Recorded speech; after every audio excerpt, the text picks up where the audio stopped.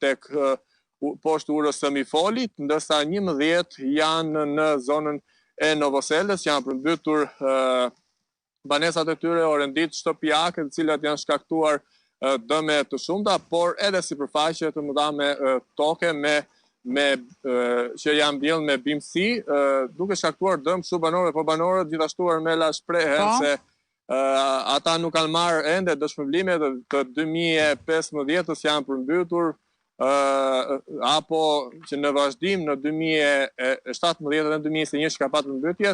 Shumë prej banorëve që kemi pyetur gjatë këtyre ditëve janë të zgënjur për pjesën që nuk kanë marrë lekë. Gjithashtu është argjinatura e cila do kostoj rreth 2 milion euro që u investua nga qeveria shqiptare, por sipas banorëve vetëm rreth 100 milion lekë janë hedhur te kjo argjinaturë e cila nuk ka përfunduar ende, ndërsa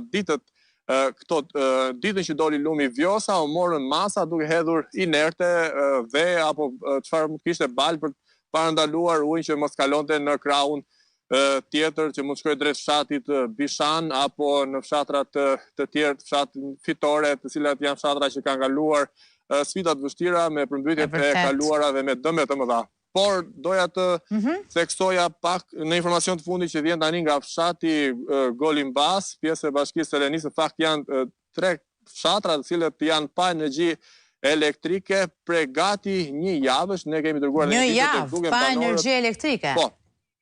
Pa energji elektrike, tek duken banorët të cilët dhe qerin nuk kishin që kërkonin, madje me dritat e telefonit, si më thot në Gorish, njësia Sevaster, Shkoza, Golimbasi, Mazhari dhe Ploça, të cilët janë pa energji elektrike dhe askush nuk ka marrë masa për të sjellë energjinë elektrike deri më tani, duke në këto momente më themi që edhe temperaturat ka filluar të ulen dhe i ftohti ndihet edhe më shumë, ndërkohë dhe që energji elektrike duhet në këto ditë të vështira, por këto banorët janë të shqetësuar dhe presin që të merren masa nga OSHE-ja për të risjellë dritën pasi 1 javë pa drita që vazhdojnë edhe në këtë situatë. E qartë. Faleminderit Genti për përcjelljen e këtyre informacioneve. Shpresojmë që situata të vijë edhe më shumë drejt përmirësimit.